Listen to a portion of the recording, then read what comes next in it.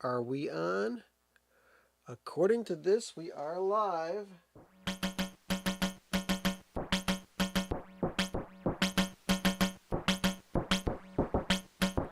Okay.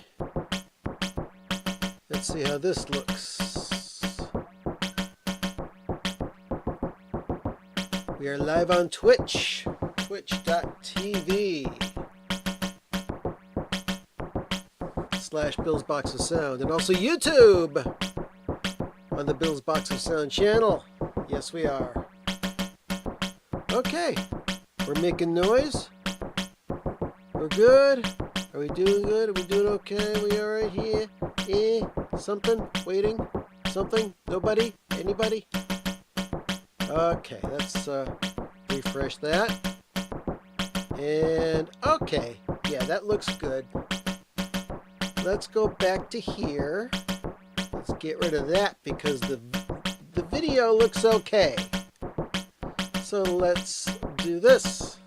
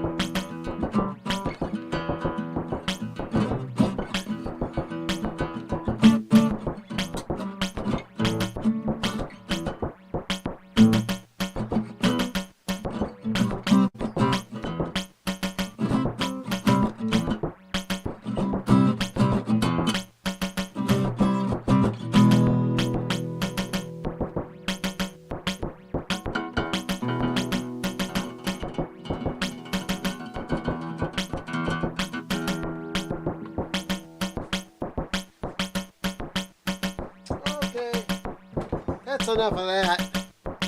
4 minutes is enough.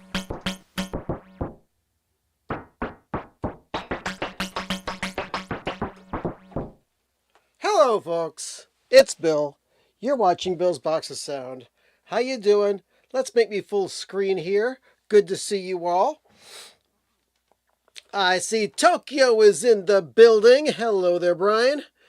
We've also got Barry Bowman. Hello, Barry. Good to see you. And North Carolina Vinyl Picker. And Paul. Paul shows up live. Cool. Very cool. So, how are you all doing this week? It's been raining almost non-stop here in Ohio for like the past 2-3 days. It's ridiculous. You know, we had a couple of nice days, but now rain all the time.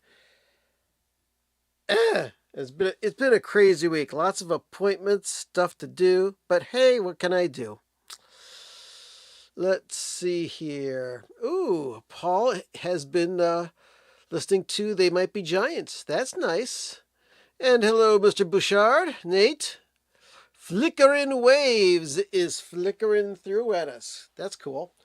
All right, so as John Oliver would say, it has been a busy week. But but first things first, mandatory business. Open up the soft drinks and let them flow wildly throughout the universe. Because I talk too much, as usual, and I need something to wet my whistle. So I don't cough like a fool too much for this entire hour. Anyway, that is good stuff. So I'll raise a glass to whatever turns you on. Paul Lopez, good evening. Hello, hello, hello, hello, hello, hello.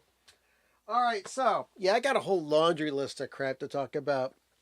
So I wanted to go and see the Pink Floyd Pompeii movie in the theater in the big IMAX screen because I went to see the Led Zeppelin movie, the Becoming Led Zeppelin, at an IMAX theater, and it was great. Loved it.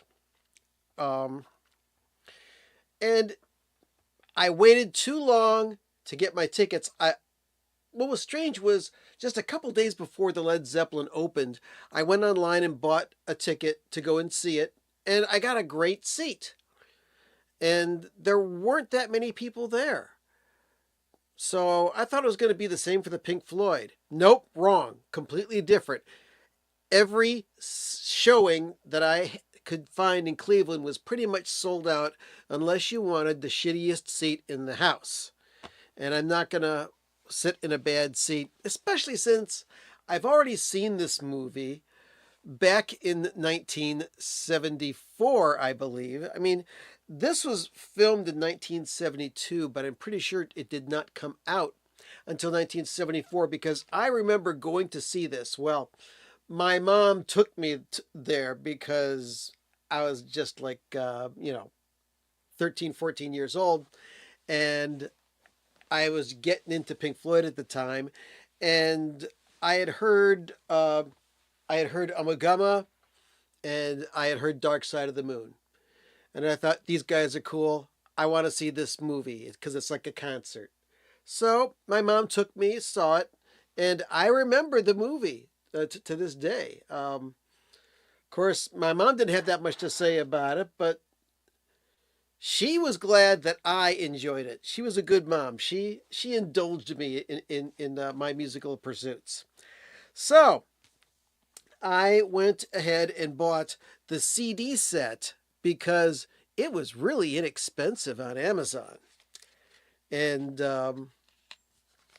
it's pretty cool. Most everything is on the first disc, like the entire hour plus of music. And then the second disc is only like 18 minutes long, and it's got the bonus cuts, like the alternate take of Careful with That Axe, Eugene, and a unedited version of Saucer Full of Secrets, which is kind of cool. And there is a nice little booklet with all sorts of information about this. And I was mostly interested in seeing this in the theater for two reasons. I wanted to hear the Dolby Atmos sound, which was mixed by Steven Wilson. Now, however familiar you are with Steven Wilson, the thing that I know Steven Wilson from the most is his podcast, which is called The Album Years. If you haven't listened to it and you are a record collector and you are into rock and pop music history, you got to listen to this podcast, The Album Years. It's with Steven Wilson and Tim Bowness, who is his partner in the group No Man. And every episode talks about a different year of records, and they go through and talk about records that made a difference, and it's great. Anyway, so yeah, very nice to know, Mr. Kowalczyk, or S, whoever you are. Not being gender neutral here, I don't know, but I don't think that a female would say that they just farted, but that's fine. Nice information. Anyway, um, but he's said many times his favorite band of all time is Pink Floyd, and of course he had to be doing this some time ago for it to come out now, and he wasn't able to say anything in public about remixing this movie. It's just so cool because for you to be called upon to remix the audio for your favorite band for a concert that they did when you were just a baby, that must have been the honor of a lifetime for Steven Wilson. And if you know about his remixes, he's got a great reputation, which he has earned. I mean, all of the remixing that he's done for King Crimson, for Jethro Tull, for XTC, Tears for Fears, Ultravox, many other bands. Steve Wilson is an expert producer and mixer, especially of surround sound and Dolby Atmos sound. Good evening, Flickering Waves. Good evening, DJ Trish. Let's see here. And Flickering Waves says, wanted to see Pink Floyd at Pompeii in IMAX, but settled for picking up the blue, which is what I'm holding on right here. But I still have my memory of seeing it on the big screen in the 90s. Aha, okay. I saw it back in the 70s when it first came out. But anyway, the Blu-ray has two video parts on it. One is the actual movie, which is very cool. And then there is just the concert itself. Let's check that out. And there's the other thing. And you can listen to this in high def stereo. You can listen to it in 5.1 surround. And you can also listen to it in Dolby Atmos. So I listened to, I watched the feature of this, and I checked it out with the Dolby Atmos. Oh, here's the inside of the Blu-ray packet. It's got a comparable booklet, just like the CD does, right here, which has all the information that the other thing had. And then it's got the DVD in a separate thing here. And I'm sorry, not DVD, Blu-ray. You can also get this on Blu-ray, but the Blu-ray I don't think has the Atmos mix on it. I'm not completely sure about that. And you're probably saying, Bill, you're such a vinyl freak. Why didn't you get the vinyl? Because I don't know. Steven Wilson mixed this in the digital domain, and usually his stuff sounds pretty good in a digital format. And I basically don't need another Pink Floyd 2 record live set in my collection. So this is good for me as well as this, because this allows me to listen to it in my car. Anyway, so listen to it, the Dolby Atmos. Very impressed. Stephen did an exceptional job with remixing this, capturing the essence of Pink Floyd's magic at the time. Because at the time of the Pompeii concert, they had done the metal album, and the documentary footage shows them recording overdubs for Dark Side of the Moon, which I was familiar with at the time when I saw it. And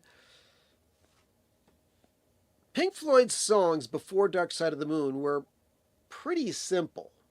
You know, they weren't great songwriters yet, but their magic was creating an environment containing and creating a mood. something that could be scary or spacey or somber or just chill. And that's what I enjoyed about Pink Floyd's music because I, where is it? I've got Umagumma here. Where is it? Here we go. I devoured this because it was an inexpensive Pink Floyd album, 2 record set. Loved it, and really got into this. This has "Careful with That Axe, Eugene," and saw several secrets on it. Very cool. So yeah, uh, and then as soon as they did Metal, which was a great album on its own, then they did Dark Side of the Moon, and their songwriting chops just went up by a nuclear amount. And of course, the rest of their catalog doesn't even need to be mentioned here. But if you're into the early Pink Floyd, um, definitely check it out. Enjoying this so very much.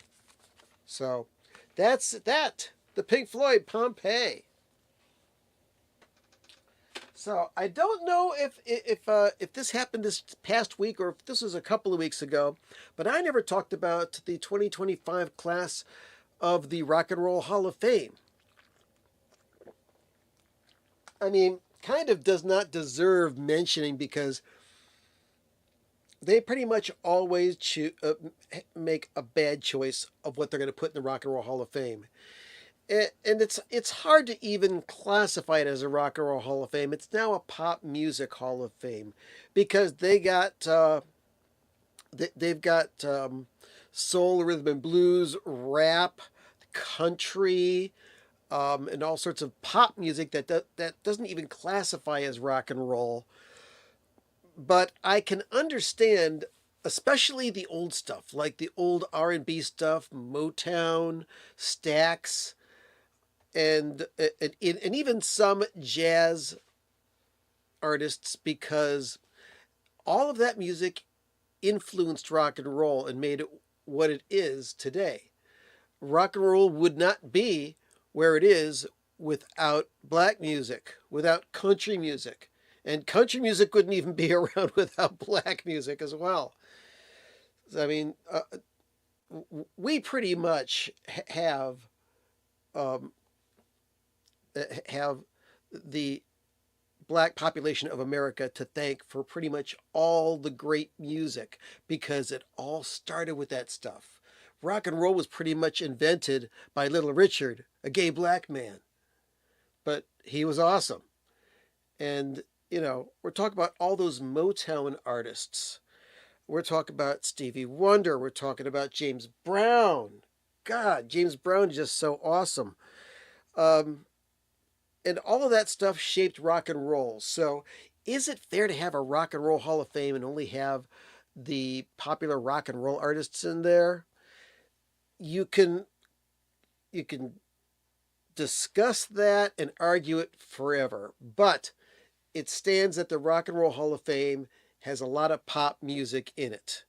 I mean, it's got disco and everything else. It's got rap, it's got hip hop, it's got everything in it.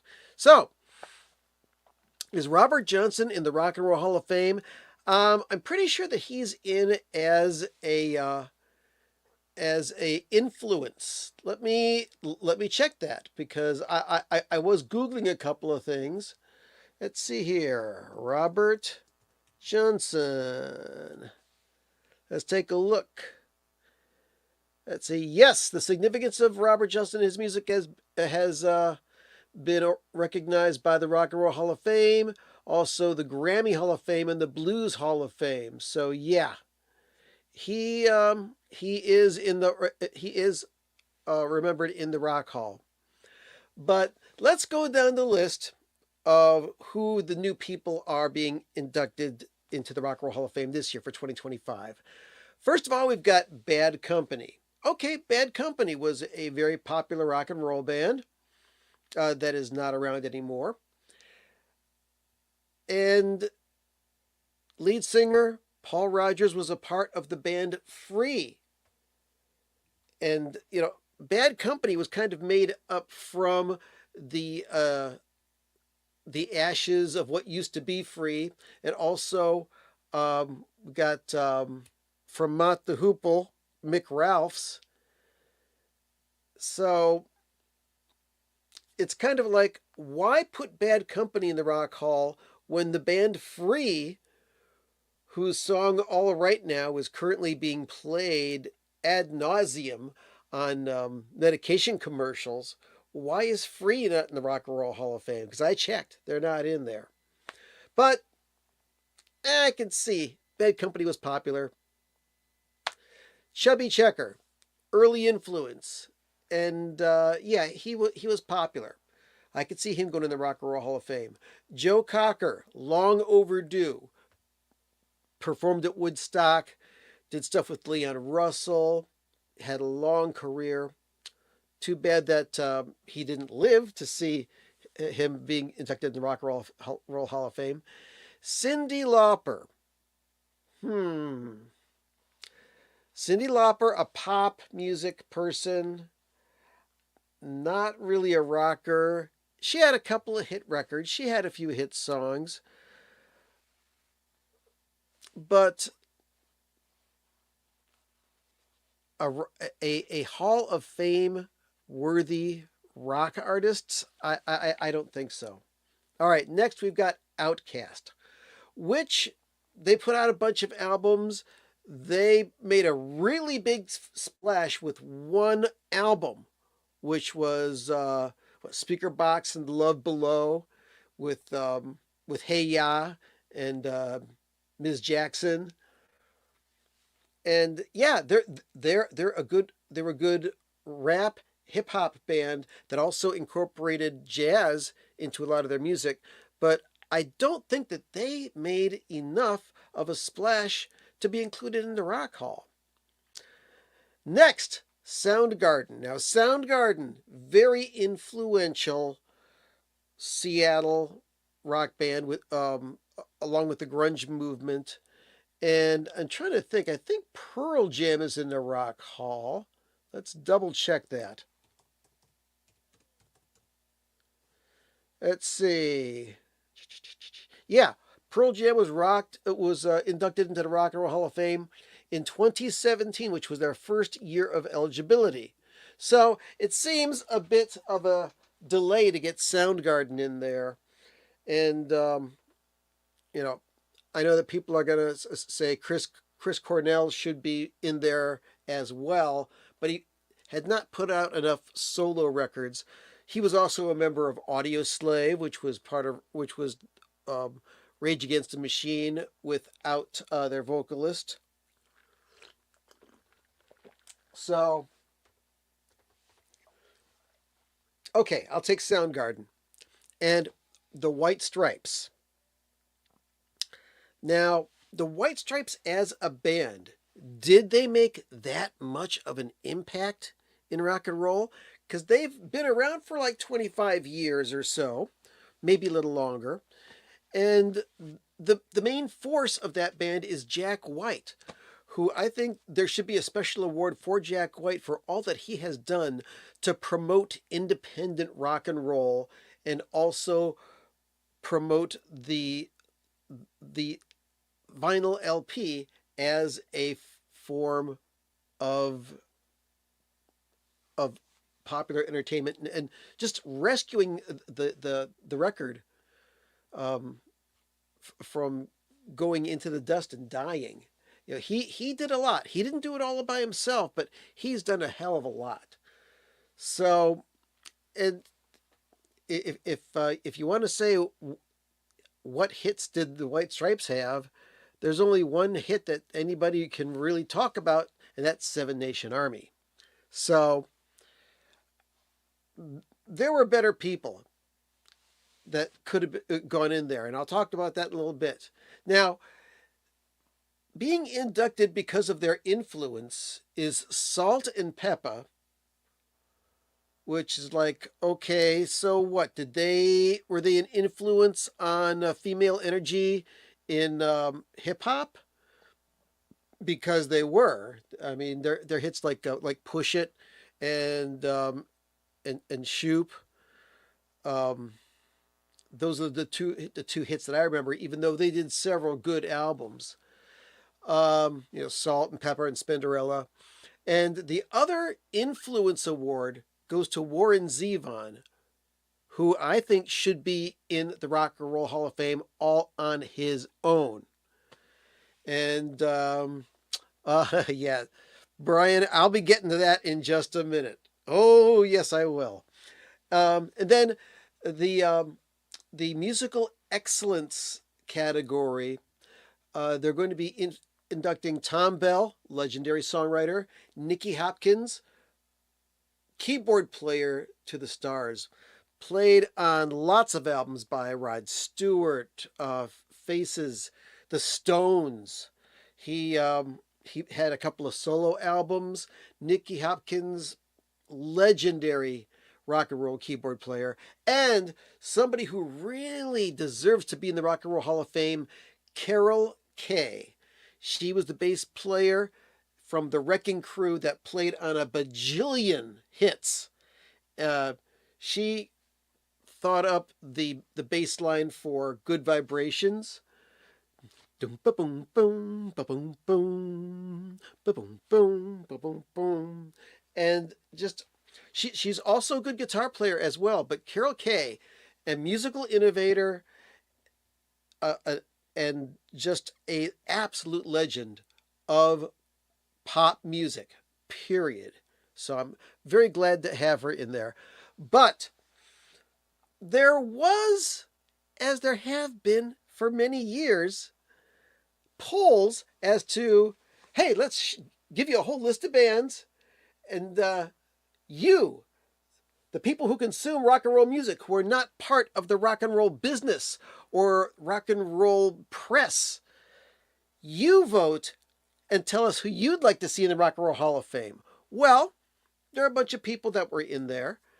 But one glaring thing that made a lot of people mad is that far and away, the one act that got more votes than anybody else was Phish.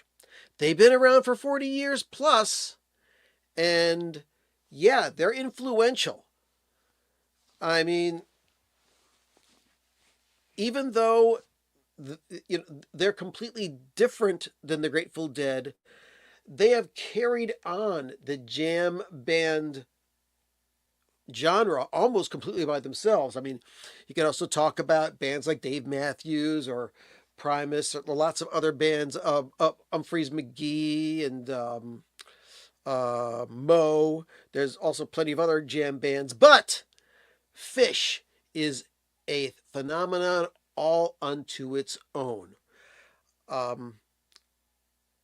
have a friend who's been to at least 50 Phish shows, and he took me to my one and only Phish show, which was his 40th Phish show.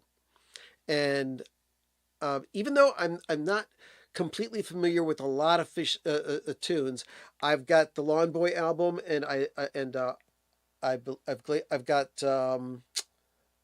got Lawn Boy. I've got a picture of Nectar. I've got their box set of Hampton Comes Alive. And I love the song Free. And they did about a half-hour version of the song Free. And oh my God, it was beautiful. So, I mean, like, I think, I don't know what the actual amount was, but I think about 500,000 people voted for Phish to be inducted into the Rock and Roll Hall of Fame. And the Rock Hall people said, okay, thanks a lot. And Phish was snubbed. So, I don't know. Even before the Rock and Roll Hall of Fame was a real thing, their actions have just been unexplainable. So, what can you do? And Alembic 65 is bringing up some really good points. So take a look at this. Yeah, King Crimson, Love, Black Flag, seminal punk band. The Smiths, yes, they belong. Pure Ubu, well, we've talked about Pure Ubu on this show. They're and really sad about David Thomas passing away. Fairport Convention, yes, very influential, especially with folk music influencing rock and roll and other things. But yeah, and let's see here.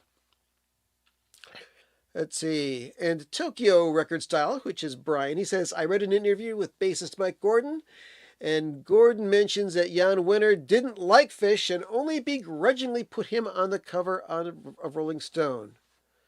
Ish. Yeah. I don't want to get started about Jan Winter. So, we've already gone through half an hour, and I still got plenty more stuff to talk about. So, those of you who are fans of the Rhino Hi-Fi stuff, let me just yank this out here. Okay. The very first Black Sabbath album was released like sometime last year on the Rhino Hi-Fi and sold out of all 5,000 copies like right away. And then they started selling unnumbered copies because this is probably the best version of the first Black Sabbath album that you're likely to hear ever. And so, Black Sabbath Paranoid, this is the Vinyl Me Please pressing that was cut by Kevin Gray.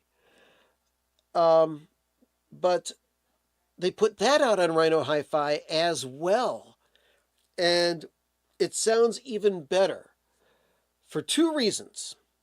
Number one, because Kevin Gray's audio chain has improved in the years since he did this version, which I believe was in 2015, about 10 years ago. The other thing is the Rhino Hi-Fi records are pressed at Optimal in Germany on really nice, quiet vinyl. You put the needle down on that vinyl, and it's as close to dead silent as you can possibly imagine. And the sound that comes out of these pressings is amazing. So, they announced Paranoid as a Rhino Hi-Fi title. Sold out 5,000 copies in one day. And we knew that it was going to happen. They've opened it up and they're selling more copies at rhino.com. So if you want to shell out your $50, I know they say it's $40, but it's going to cost you $10 with the shipping, handling, and tax, and postage, and mailing, and everything else. And don't even talk about tariffs. I don't want to talk about it. That's another podcast. But yeah, I've ordered the Black Sabbath Paranoid. If you want that, because I've heard that the Rhino Hi-Fi blows away even the Vertigo Swirl from the UK. And this is a brand new pressing. And it's got a picture of the U.S. tape. It's got special liner notes, an interview with the guy who produced the album. Very, very, very cool. If you're into Black Sabbath Paranoid and you want the highest fidelity that you can get, I would definitely go ahead and pick that up. What else? Oh, I always talk about this. New records that I've received. Indeed. Let's see. I went to another record swap last Sunday and picked up a few things.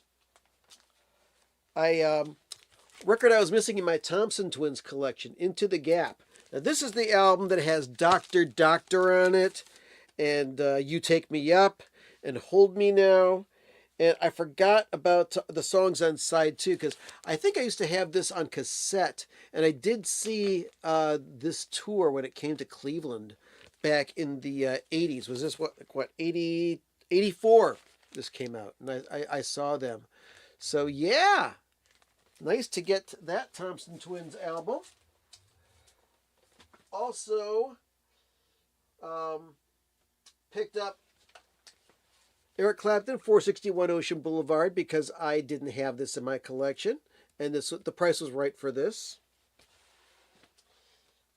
And let's see. Oh, I picked up for $2 a pristine copy of Roger Miller's Golden Hits. Now, those of you who follow me on Instagram as Bill Camarada, or on Facebook, either on my personal page or on the Bill's Box of Sound page, saw that I posted a picture of this, and I said, don't judge. This is a guilty pleasure, because this is some good stuff. I want to get some Jerry Reed, too. I only have a couple of 45s of Jerry Reed, and he was cool. Mikey Bananas, if you're watching, you know what I'm talking about. He knows better than I do. He plays his Jerry Reed records. Yeah. All right, what else did I get? Oh, let's see. A couple of different things here. Okay, so I was looking through, and I saw this box of records that said $3 each, 4 for $10. So I'm going through and going through and going through.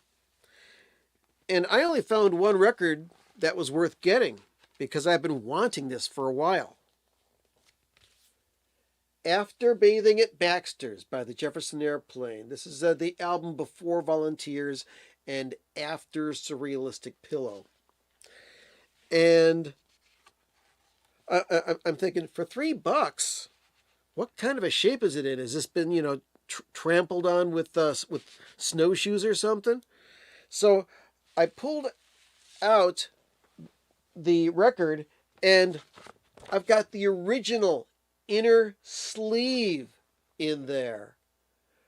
You almost never find these original inner sleeves when you go to a record show and pick up these things from the bargain bins. I'm thinking, oh yeah. And I'm checking out the gatefold. I mean, there's some wear on the top of this thing, but the inside is in great shape. And then I pull out the record itself and look at this early pressing with the old Nipper RCA Victor label. Man, I'm saying, okay, for $3, that's a slam dunk. That's definite. So, and I'm about to pay for this, and I say, are all of these boxes over here yours as well? And he said, yeah. So I started going through, and I found this album, Elvis Costello and the Attractions Armed Forces. Now, this is the UK version of this album, which I already have. But I think I talked about it sometime last year. I had purchased a Grado cartridge when my moving coil cartridge died to try it out. And I was playing a lot of records just to see how good this Grado cartridge is, just to break it in. And all of a sudden I'm hearing skipping. It's like, wait a second, these records are in perfect shape. They shouldn't be skipping. So I go back and check, because this was one of the records that was playing. And the Grado cartridge, I think, was digging into the groove and pulling out stuff and carving stuff into the groove and making this record skip. And it's like, you ruined my UK version of this Elvis Costello album, which I love. But I saw this for $20. It's in great shape. Not the very first pressing, but still, the UK versions of most of the first 10 or so Elvis Costello albums are far superior to the U.S. counterparts.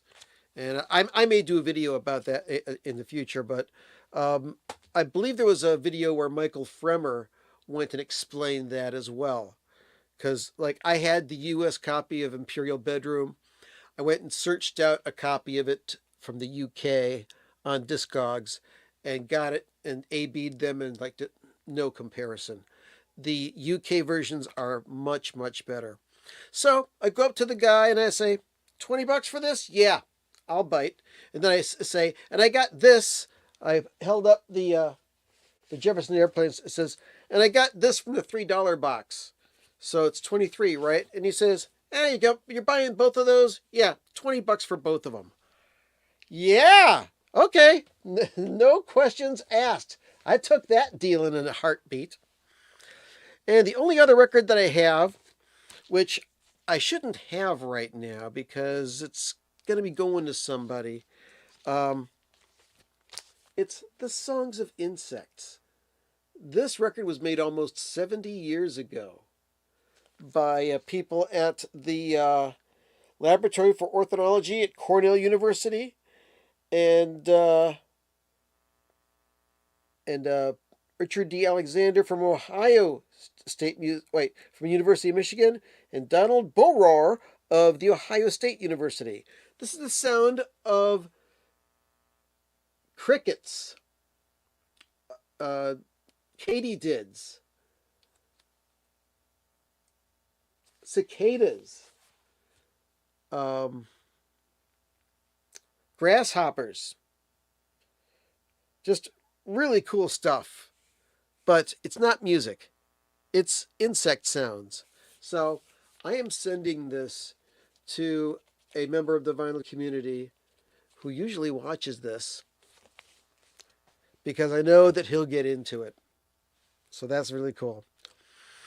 All right. And let's see. Was that everything that I got?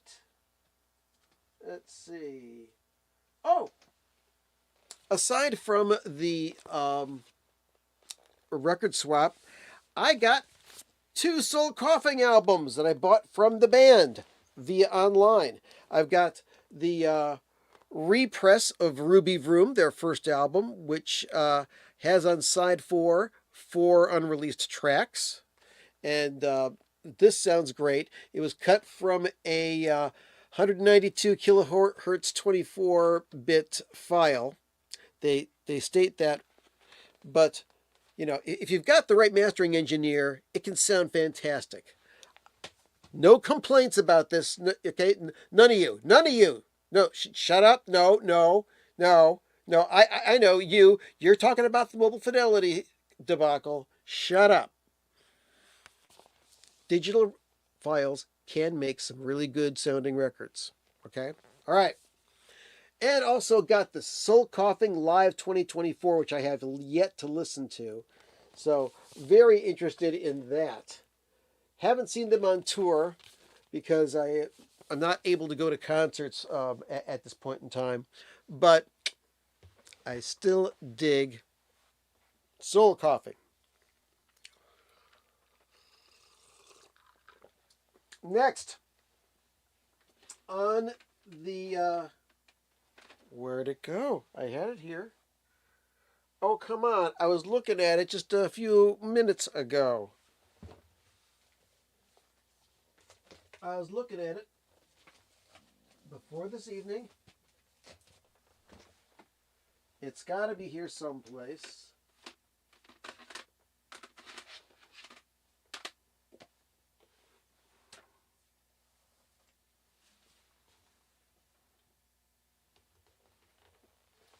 Am I losing my mind? No comments. All right. I want to say rest in peace to Jill Sobule, who did the song I Kissed a Girl. No. It's not the Katy Perry song. This is a different song that came first. And this came out in, 95, I believe? Let's see. Where's the copyright date on this puppy? Made in USA. 1995, yes. 1995. And this album was produced by Todd Rundgren. It's a good record, and I do love the song "I Kissed a Girl." It's just so cute. I love it. So yeah, rest in peace, Jill Sobule. I've had this forever. All right. So what else we got going on? Let's see. 15 minutes left in the show. Yeah, let's talk about this. This is gonna be funny. It's gonna be silly. It's gonna be dumb, but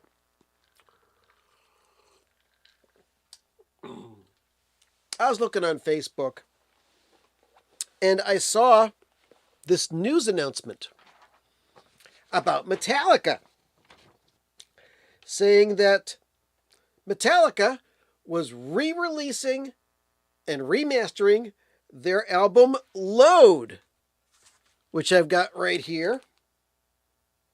And they're making a boxed set of it.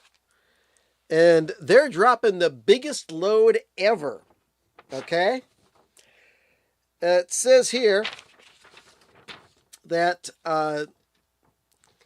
remastered by Ruben Cohen and Lurson Mastering with Greg Fidelman overseeing, Load will be re-released in multiple formats, including standard 180-gram 2LP, CD, cassette, and digital, including a spatial audio mix using Atmos, Dolby Atmos, a 3 CD expanded edition, and most importantly, a Mammoth Deluxe boxed set. And for the first time ever, the 2LP, 3 CD expanded, and deluxe digital versions feature the extended version of The Outlaw Torn, which was originally edited for release due to the time constraints of CDs in the 90s. Yeah, Load is one long-ass CD. So, inside of this boxed set, you're going to have the album Load remastered on double LP and CD, a picture disc of Mama Said, 3 live albums, 15 CDs, 4 DVDs, including unreleased content with live shows, rough mixes, and demos, an MP3 download card of all the audio, 2 tour laminates, a Lollapalooza poster, a Puss head patch, an 8x10 Rolling Stone magazine cover print, a 5-pack of guitar and bass picks, a pack of 14 Rorschach test cards, lyric folders and sheets, and a 128-page hardcover book with never-before-seen pictures and stories from those who were there. And that is for the low, low price of a load of money, $274.98. And I believe that's coming out on June 13th. So I'm looking at this story about the 245 songs that are unreleased coming out in this box set.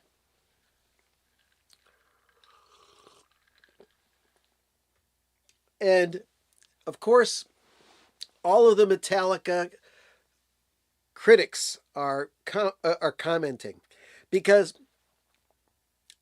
as famous and popular as Metallica is, and as much as a lot of people love them, they've got just as many people who hate them, and they've also got very devoted fans who love and hate them. They have a love-hate relationship with their fans because they pull a lot of dumb shit on their fans. For example, people were complaining, as always, about the Saint Anger album, saying, "Oh, you're gonna remaster that album and re-record Lars's snare drum, which sounds like a trash can that he's banging on the whole time." And then they're saying, "Well, come on, let's re-release And Justice for All with a bass track, because you can't hear the bass track on that." And they're going on and on and on and on and on and on. And I said, it would make a lot more sense if you remastered the Death Magnetic album. This is the first album with Rob Trujillo as their bass player after Jason left, and it represented a return to the early form of Metallica with longer songs. 2 record set, but the way that this album was mastered is atrocious. Compressed to the wall, distorted unnecessarily beyond all reason. And it was the same for the CD. I borrowed a CD of this from somebody, sounded exactly the same as this. I can't listen to a whole side of this without my ears starting to hurt. Okay? So I commented and I said, it'd make a lot more sense if you remastered Death Magnetic, because the bootleg download of the Rock Band video game version of the Death Magnetic album sounded light years better than the album or the CD. Okay? So I posted that up there, and a couple people liked it. And I'm on my walk the next morning, and I get a little notice that I got a reply. So let's take a look at this right now. So, yeah, there's my post. It says, a remaster of Death Magnetic would make a lot more sense. The bootleg mix from the Rock Band video game sounds light years better than the CD or vinyl. But look below. It says that Lars Ulrich had replied to my comment. Who's Lars Ulrich? Well, you know who he is. He's the drummer from Metallica. And it says, hello, and a wave. Are you a fan? Send me a private message. I got surprise for you. And a drum emoji. What is that? A keyboard emoji? I don't know. A saxophone emoji, a heart emoji, and a something green emoji. Yeah, right. So, what the hell's up with that? So, I'm thinking, this has got to be a scam. But what if it's not? What if it's not? So I went and I looked at the profile, and it said Lars Ulrich, musician / band, and it had all sorts of stuff which looked like legitimate promotion and ads for Metallica stuff they've done for charity, and picture of Lars holding up a case which contained a whole bunch of Metallica set lists, and then there was a thing about the new load that's coming out. So I'm thinking, you know what? Maybe, just maybe, this might be legit. So I wrote, and I said, responding to your request for a private message. Yes, I'm a fan since the late 80s. What kind of surprise do you have? Does it concern Death Magnetic? I don't know if this is your personal page, part of the Metallica organization, or a fan-based page, but I am always happy to engage with musicians I enjoy. Because when similar things have happened to me in the past, I've ended up connecting with musicians, such as Mike Keneally and Joe Travers, the vaultmeister of the Zappa catalog. And as a result, I now produce the Frank Zappa podcast, the ZappaCast. So I'll do anything just to take a look and get in. So I get a respond about 3 hours later, and it says, that's awesome to hear you've been with us since the late 80s. That means a lot. I do have a little surprise in the works, and yeah, it just might touch on some Death Magnetic vibes. This is me reaching out personally, not a fan page. Glad you're up for the chat. Let's keep it going. What city and state are you from? So I said, yeah, I'm from Cleveland, Ohio. And he goes, oh, Cleveland, Ohio. Love that city, man. We've had some unforgettable shows there. And I said, yeah, I'm pretty sure I saw you guys in the late 90s at Blossom Music Center. Epic stuff. And he goes, brother, I've got some appreciation lined up for you. Being with us since the 80s means a hell of a lot. You've stuck with us through thick and thin, and that kind of loyalty doesn't go unnoticed. Keep your eyes open. There's a little something special coming your way to say thank you from the bottom of my heart. Or is it from the heart of his bottom? I don't know. Oh, so exciting. And the Facebook Lars continues. Oh wow, Blossom in the 90s. Yeah, that was a crazy era. Loud, sweaty, and totally unhinged in the best way. If you were there, you felt it. Appreciate you still carrying that with you. Much love. So I said, yeah, very cool. Thanks in advance. So are you reaching out to other fans as well? I said. That pitchfork thread had comments that were both positive and negative, and I know that your fans' passion for your music straddles all sides of opinions and responses. And I got the reply, yeah, I've been checking in with the fans here and there, always curious to see where people's heads are at. That pitchfork thread, man, some of it stung, some of it made me laugh. But hey, that kind of passion means people still care. I'll take raw honesty over silence every day. You know, that's kind of cool. I mean, if this is really Lars, that would be heartfelt. Okay. It says, I would love to call you on Telegram. I can't call you on Facebook due to management issues. And so I went back to that original pitchfork thing and I started going through all of the replies. And I saw that the same Lars Ulrich had replied to a whole bunch of other people with the exact same reply that I got, which was this: "Hello, are you a fan? Send me a private message. I got surprise for you." Huh. Interesting, eh? So a few hours later, I thought, you know what? I don't think that this is legitimate. I'm guessing that the big surprise that's going to be going on is that he's going to say, well, just send X amount of money to this thing, or PayPal some money to here, or Venmo some money to here, and just to pay for postage, and I'll send you something wonderful. That's what I'm guessing would happen. He didn't say that though. But he says, do you use Telegram?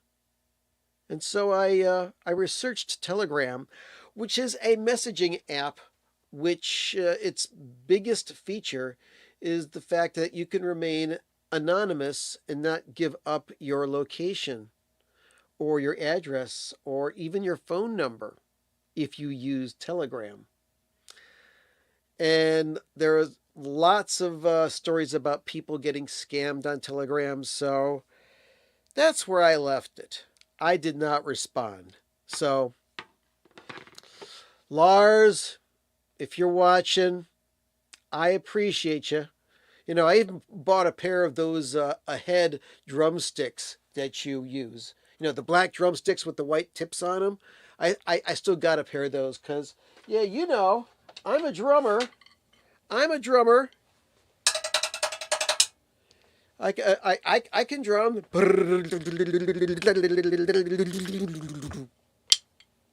But you know what? If you're going to do something like this and it's going to be legit, you got to have a better way of doing it. Metallica's a huge band. You guys are all mega millionaires. You bought Furnace Record Manufacturing, and you own your own record pressing plant.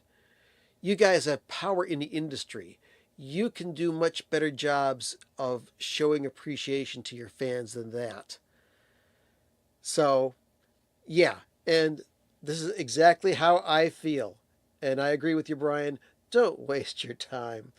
But it was amusing while it lasted. So, let's see. That is everything I've got to talk about this week. Next week, I don't know if I will have the new Zappa yet. I know that May 9th is the day that Cheaper Than Cheap will be shipped from Universal. And for those of you who are wondering, why can't you get Cheaper Than Cheap on Amazon? Because Cheaper Than Cheap is currently only being offered exclusively on the Zappa.com store, on the UDiscover site, which is from Universal, who owns the Zappa catalog, and I believe also the Sound of Vinyl, who is also owned by Universal. That is exclusive to them for now. Eventually, you will be seeing that on Amazon. But if you're a fan and you want to order the new Zappa release, Cheaper Than Cheap, that's how you got to do it. I went and I ordered mine. Okay. Also, quick catch up from the chat. Yes, Barry, I did hear about Ruth Buzzy the day before she passed away. Her husband posted on the socials that she wasn't doing too well. And yeah, for those who remember Ruth Buzzy from Laugh-In in the early 70s, she was hilarious. Anyway, let's see. And Alembic 65, let's see. You got to see Nick Cave and the Bad Seeds last night in Columbus. Cool. I know people love Nick Cave. I'm not one of them, but I appreciate the Nick Cave people. All right. So that's what's going on. I'm going to start making some more noise, and I'm going to get the heck out of here like a bat out of Parma. Coming up next, let's start making some noise here. Whoop. Here we go. Coming up next, your local news, except on the West Coast. I want to thank each and every one of you for stopping by. I really appreciate you. Hit the like button. Subscribe if you haven't already. Throw us a buck or two in the chat room if you feel like it. If you don't, that's cool too. I'm just happy for people to be here. I just love talking to you folks about the music and making funny noises for you. So let me grab that guitar, play for about another minute or two, and I'll most likely see you next week, hopefully with more Zappa news. All right? All right.